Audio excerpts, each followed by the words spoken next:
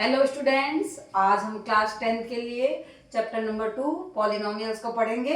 और पॉलिनोमियल्स पहले तो उसका पूरा बेसिक नॉलेज देखते हैं हम। बेसिक मतलब पॉलिनोमियल्स क्या होता है, किससे बनता है। तो सबसे पहले मैंने आपके सामने एक टर्म लिखा है 2x। अब ये टर्म क्या है? एक है आपके पास में नंबर, जैसे ये 2 है, और एक है आपके पास में x।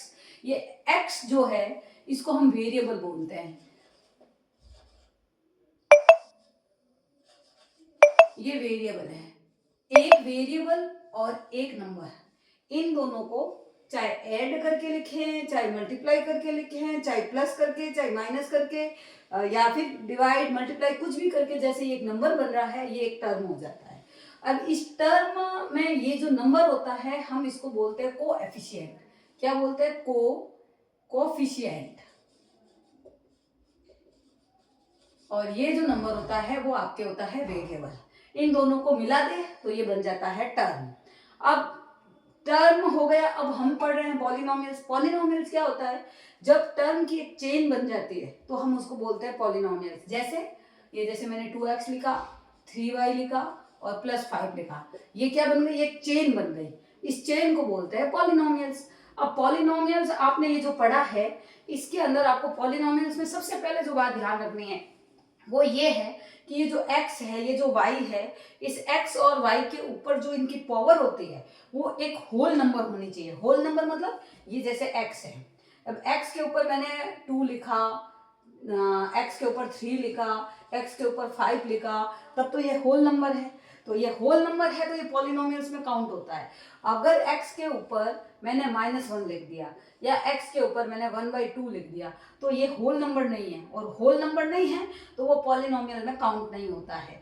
जैसे एक आपके पास में एग्जाम्पल के लिए, जैसे मैंने एक लिख दिया x² प्लस √y और फिर 3, जैसे ऐसे कोई नंबर लिख दिया। अब ये तो होल नंबर की अपने जो शर्त है वो पूरी करता है, लेकिन यहाँ पे जो ये √y है, √y जो है वो आपको पता है एक होल नंबर नहीं होता। अंडर रूट मतलब जिसके ऊपर भी लगा होता है वो रेशनल भी नहीं होता है और होल नंबर भी नहीं होता है। तो ये अपनी शर्त को पूरी नहीं करता, तो हम इसको पॉलिनोमियल्स नहीं बोल सकते। ठीक है। अब पॉलिनोमियल्स यहाँ तक तो आपको समझ में आ गया कि पॉलिनोमियल्स क्या है। टर्म से मिलकर बना होता है, एक टर्म की चेन होती है, उसी को हम पॉलिनोमियल्स बोलते हैं। टर्म क्या होता है? एक नंबर और एक वेरिएबल, इन दोनों को मिलाने से जो बनता है उसको हम बोलते हैं टर्म, वेरिएबल। ठीक है, सॉरी, टर्म बोलते हैं।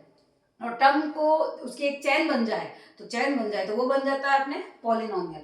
अब पॉलिनोमियल के भी टाइप्स है। वो टाइप्स क्या है? एक तो जैसे टाइप्स अभी देखो आप, जैसे ये आपको मैंने लिखा ये 2x, दूसरी नीचे लिख दिया 2x प्लस 3y, हाँ ये खाली 3y लिख दिया, जैसे सॉरी 2x प्लस 5 लिख दिया, एक लिख दिया 2x प्लस 3y प्लस 5, ऐसा कुछ लिख दिया। अब इसके अंदर आप देखिए, इसके अंदर एक टर्म है, ये इसके अंदर टर्म 2x प्लस 5 मतलब एक, और ये दो नंबर, दो टर्म बन गए। भले ये मतलब इसके पीछे x है या नहीं है, पर ये इसके साथ आ रहा है, मतलब ये दो टर्म बन गए। 1 2 3, नीचे वाले में 3 बन रहे हैं। तो इसको जो बोलते हैं, ये होता है जब एक टर्म होता है तो उसको हम बोलते हैं मोनोमियल। मोनोमियल। दो जब आ जाते हैं टर्म उसको बोलते हैं बाइनोमियल, और 3 जब हो जाते हैं तो उसको बोलते हैं ट्राइनोमियल। ये बन जाता है आपके ये ट्राइनोमियल। अब 3 से ज्यादा हो तो 3 से ज्यादा होते ही हम उसको बोलेंगे पॉलिनोमियल्स। ठीक है, तो ये चीज आपको समझ में आ गई। अब इसके बाद में अगर अपने पास में जैसे ये x² है, मतलब अब जो आ रहा है x² प्लस 2x प्लस 5, ऐसा कुछ आपको दे रखा है।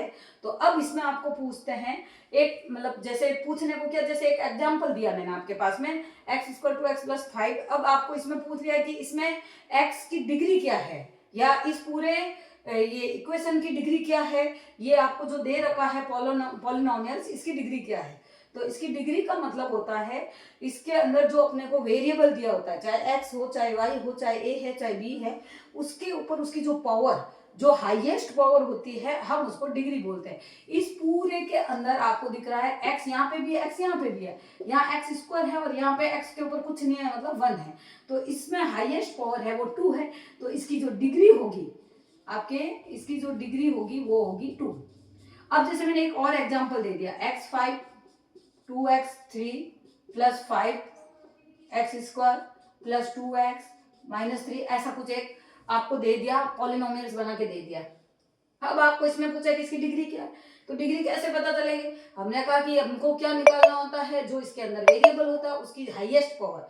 यहाँ पे आपके हाईएस्ट पावर ये x के ऊपर लगी हुई है और वो कितनी है 5, तो इसकी डिग्री कितनी मानी जाएगी 5। ये तो आपको दो चीजें समझ में आई। सबसे पहले तो पॉलिनोमियल्स क्या है? पॉलिनोमियल्स का मतलब होता है टर्म की चेन। टर्म क्या होता है? एक नंबर और एक वेरिएबल, इन दोनों से जो मिलके बनता है उसको हम टर्म बोलते हैं। और फिर उसके बाद में आपको मैंने बताया टर्म 3 प्रकार के होते हैं, एक तो होता है मोनोमियल, बाइनोमियल और ट्राइनोमियल, और उससे ज्यादा होते हैं तो उसको हम बोलते हैं पॉलिनोमियल। अब उसके बाद में मैंने आपको बताया, अगर अपने पास में ये जो मतलब ये अपने को जो सिचुएशन दे रखी है, अगर ये x स्क्वायर 2x प्लस 5, इसको हम क्या बोलेंगे? ये जो पॉलिनोमियल्स है अपने पास में, इस पॉलिनोमियल्स में अगर अपने को डिग्री पूछे तो डिग्री कैसे निकाले? तो डिग्री जो होती है वो अपने को वेरिएबल जो दे रखी है उसकी हाईएस्ट जो पावर है उसी को हम डिग्री बोलते हैं। तो ये वाली अपने, जैसे हमने दो इक्वेशन से समझा, इसको डिग्री कैसे कहते हैं। अब अगर आपके पास में एक और चीज है, जैसे क्या समझाना चाहती हूँ मैं आपको, देखो ये जैसे मैंने पहले दे दिया आपको x प्लस 5, दूसरी बार दे दिया x square plus 2x plus 3, ऐसा कुछ दे दिया, तीसरी बार मैंने दे दिया x cube plus 2x square plus 5x plus 2, ऐसे कुछ एक 3 एग्जाम्पल दिए। अब देखो ये x प्लस 5, इसके ऊपर x के ऊपर कोई भी पावर नहीं है, तो इसको जैसे हमने पढ़ा ना भी पॉलिनोमियल्स के टाइप्स बोले, तो इसको पावर के हिसाब से भी अपन बांट सकते हैं। इसके ऊपर कोई भी पावर नहीं है, अगर वेरिएबल है उसके ऊपर कोई पावर नहीं है तो हम उसको लीनियर बोलते हैं, ये लीनियर पॉलिनोमियल है। फिर उसके ऊपर यदि x के ऊपर आपके पास में पावर आ रही है 2, इसको बोलते हैं क्वाड्रेटिक। क्या बोलेंगे? क्वाड्रेटिक।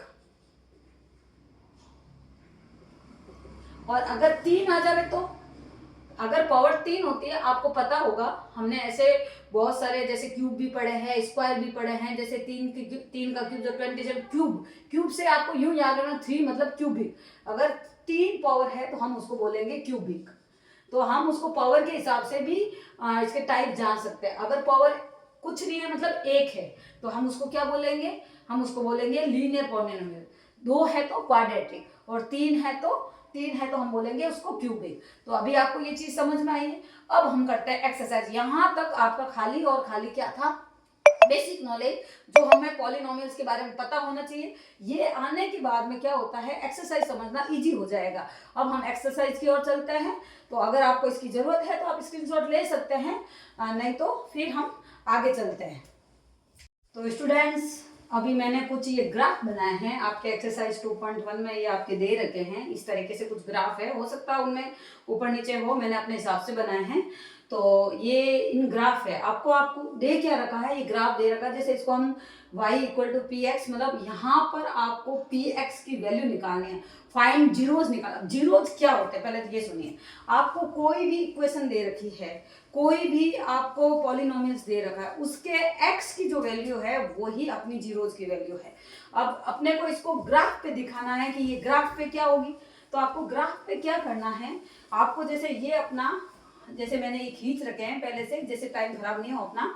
जैसे ये x अक्ष है, अपने को पता है ये वाली लाइन हम इसको x अक्ष बोलते हैं, इस वाली लाइन को हम y अक्ष बोलते हैं। और ये एक जो लाइन दे रखी है, आपको इस लाइन के लिए अपने को जीरोस निकालना है। अब आपको क्या निकालना है, x की वैल्यू निकालनी है। तो आपको ये देखना है कि ये लाइन जो है इस ग्राफ को x अक्ष पर कहाँ काटती है, कहाँ पे उसको टच करती है। अगर टच भी करती है तब भी वैल्यू निकलेगी, और काटती है तब भी वैल्यू निकलेगी। अब देखो ये लाइन तो इसके पैरेलल चल रही है, ये इस x अक्ष को कहीं पे भी नहीं टच कर रही है। तो यहाँ पर इसके जो जीरोज होंगे वो जीरोज होगा 0, मतलब कुछ भी नहीं है। अब अपन सेकंड ग्राफ की तरफ चलते हैं। यहाँ देखो, यहाँ पे एक लाइन बना रखी है, ये अपना x अक्ष है, ये अपना y अक्ष है, और इस लाइन के लिए आपको निकालना है जीरोज। अब कैसे निकालोगे? ये जो लाइन आपको दिख रही है ये एक्स अक्ष को कहाँ पर काटती है? इस एक्स अक्ष को ये सिर्फ और सिर्फ इस एक पॉइंट पे काटती है। तो इसका मतलब इसका जीरोज क्या होगा? इसके जीरोज होंगे 1। ठीक है, आई होप यू अंडरस्टैंड। फिर इसके बाद में अपन जैसे तीसरा वाला निकालते हैं। अब तीसरे वाले में क्या दे रखा है? यहाँ पे भी इसी तरीके का दे रखा है, सेम टू सेम बन गया। चलो आगे वाला देख लेते हैं अपन। ये वाला दे रखा है। अब इस वाले में आपको क्या दिख रहा है कि यहाँ पे ये जो लाइन चल रही है वो एक्स अक्ष को देखो 1 2 3 और 4 जगहों पे टच कर रही है। तो 4 जगहों पे टच कर रही है, इसका मतलब इसके जीरोज कितने होंगे? इसके जीरोज होंगे 4। मतलब एक्स की वैल्यू जो है वो 4 बार निकलेगी। फिर आपके पास में एक ग्राफ और दे रखा है। अब की बार ये एक्स अक्ष यहाँ है, वाई है, ये जो लाइन है वो इसके नीचे है। तो ये नीचे लाइन है पर इसके पैरेलल चल रही है, उसको टच वगैरह नहीं कर रही है। किसको? एक्स अक्ष को। तो एक्स अक्ष को टच नहीं कर रही है, मतलब इसमें जीरो जो होगा वो जीरो होगा। इसके जीरोज 0। अब उसके बाद में आगे वाले में चलते हैं। आगे वाले में देखो आपको ये दे रखा है। इसमें क्या दे रखा है? ये वाली जो लाइन है वो इस एक्स अक्ष को 2 भागों में 2 जगह मतलब 2 जगह काट रही है। तो इसके एक्स ये जीरोज कितने होंगे? इसके जीरोज होंगे 2।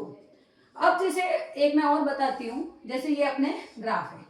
अगर कोई लाइन इसको यूं खाली टच करके भी निकलती है तो भी वो उसका जीरोज काउंट होगा। अगर टच करके भी जा रही है मतलब जीरोज है। अगर आपके लाइन ये जैसे लाइन है और वो आपको यूं कट रही है, ऐसे भी जा रही है, तो ये एक जगह काट रही है तो इसकी भी वैल्यू मतलब इसके जीरोज क्या होंगे? 1 होगा। तो ये आपको मतलब ग्राफ के हिसाब से समझ में आया होगा। आप इसको अपने नोटबुक में रिवीजन कोर्स के हिसाब से आप इसको एक बार फिर से देख लेना। अगर कहीं पे आपको लगे कि यहाँ हमको समझ में नहीं आ रहा है, यहाँ पर कोई प्रॉब्लम आ रही है, तो आप अपने कमेंट में मुझे लिख के भेजिए। मैं उसका सॉल्यूशन निकालने की कोशिश करूँगी और उसका आपको जवाब दूंगी। वीडियो पसंद आया है तो लाइक एंड सब्सक्राइब।